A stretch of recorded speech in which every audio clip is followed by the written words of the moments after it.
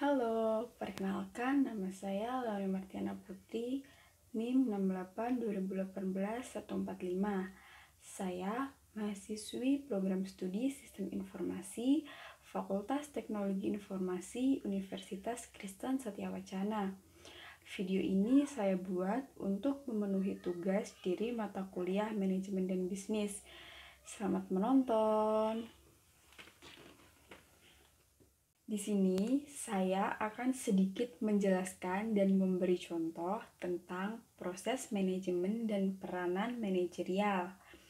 Sebagai contohnya, saya mengambil ayah saya sebagai manajernya. Kita akan mulai dari yang pertama, yaitu proses manajemen.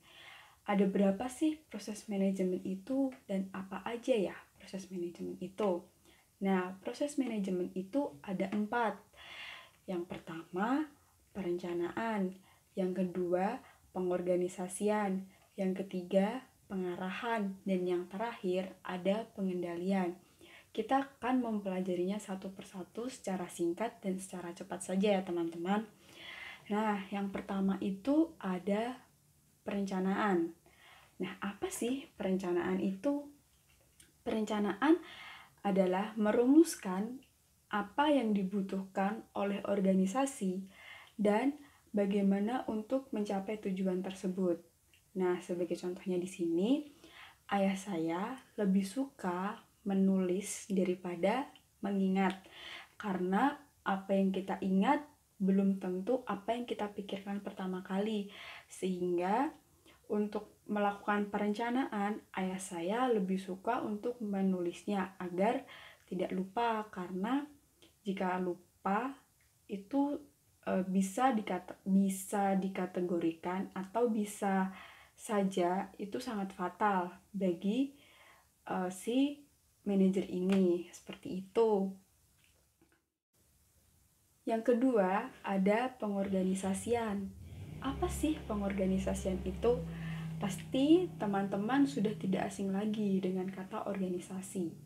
Nah, di sini pengorganisasian merupakan proses manajemen yang menetapkan cara terbaik dalam mengatur sumber daya dan aktivitas suatu organisasi menjadi struktur yang logis. Contohnya, ayah saya sebagai mandor di proyeknya dan memiliki beberapa tenaga. Nah, di sini tenaganya itu ada tukang batu, tukang kayu, tukang besi, tukang cat, tukang gali, dan tukang-tukang yang lain. Sehingga ayah saya bertanggung jawab atas pekerja-pekerja yang bekerja dengan dia. Jadi apapun masalah dan kendala dari pekerjanya, ayah saya yang bertanggung jawab. Seperti itu. Yang ketiga yaitu ada pengarahan. Nah, di pengarahan ini para manajer memiliki kekuatan untuk memberi perintah dan mengharapkan hasil dari perintah kerjaannya. Ayah saya biasanya memberi pengarahan terlebih dahulu kepada pekerja-pekerjanya, apa yang harus dikerjakan, apa yang harus dilakukan pada hari itu, sehingga pekerjaannya bisa sesuai target. Kalau bisa, kalau dalam proyek itu semakin cepat semakin baik. Jika misal target 3 bulan, tapi 2,5 bulan itu sudah selesai, nah itu adalah poin plus tersendiri, seperti itu. Kemudian yang keempat, ada pengendalian. Apa sih pengendalian itu? Pengendalian merupakan proses manajemen untuk memonitor kinerja organisasi untuk menjamin proses berjalannya sesuai tujuan.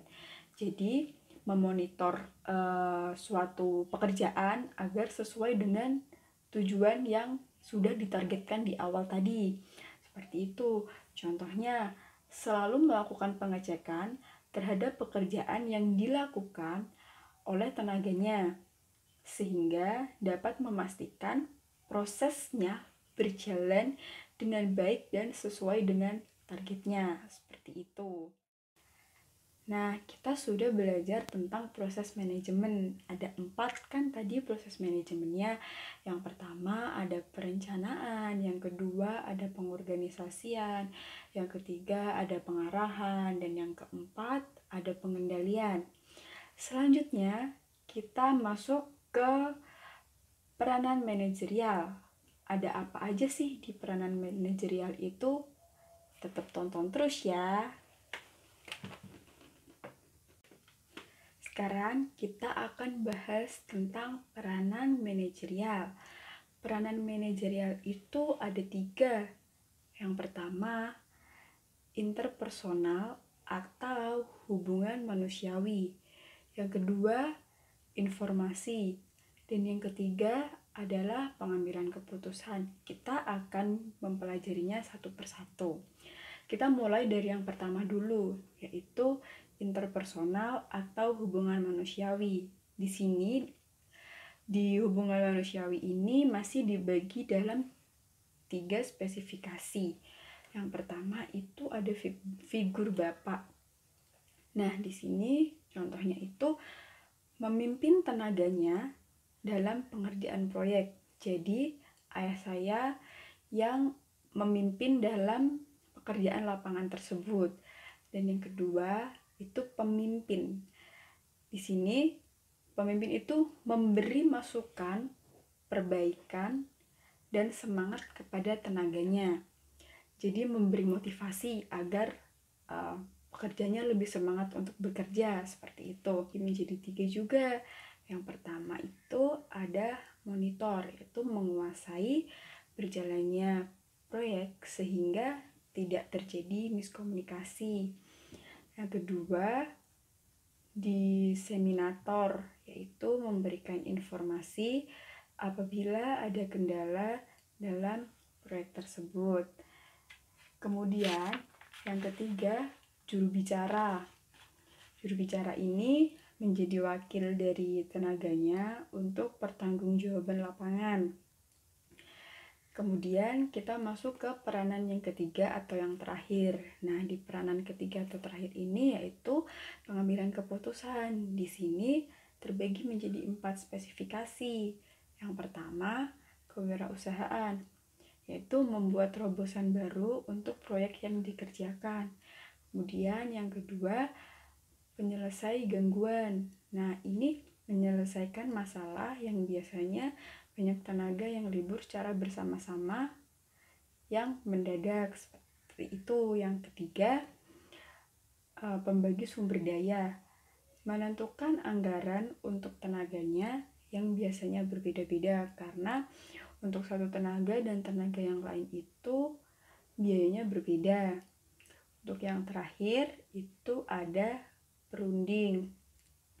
Perunding ini berunding dengan pemilik jika terjadi perubahan ataupun kendala-kendala yang terjadi di lapangan maupun tentang keuangan.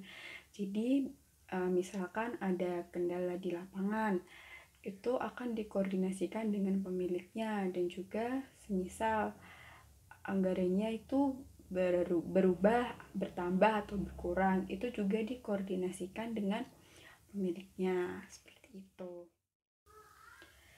Demikian penjelasan yang bisa saya sampaikan. Semoga penjelasan yang saya sampaikan dapat bermanfaat bagi teman-teman semua. Terima kasih telah menonton video ini. See you.